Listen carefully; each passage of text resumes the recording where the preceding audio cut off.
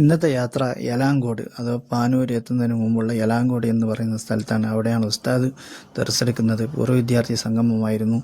അങ്ങനെ നമ്മളൊരു കൊലയൊക്കെ മേടിച്ച് ദർസത്തെ പിള്ളേർക്ക് വേണ്ടിയിട്ട് അങ്ങനെ നമ്മൾ പള്ളിയിലേക്ക് എത്തി.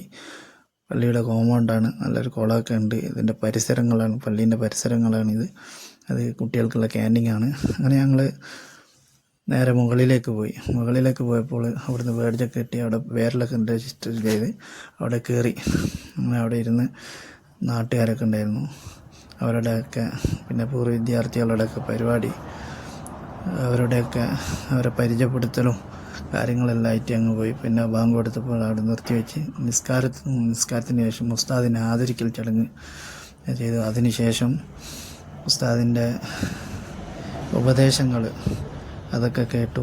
പിന്നെ അല്പം പൂർവ്വ വിദ്യാർത്ഥി എന്ന ആൾക്ക് കുറച്ച് അന്നത്തെ അവസ്ഥകളും അനുഭവങ്ങളൊക്കെ പറഞ്ഞു. പിന്നെ ഓരോരുത്തരുടെ അനുഭവങ്ങളും പരിചയപ്പെടുത്തലുമായി അങ്ങനെ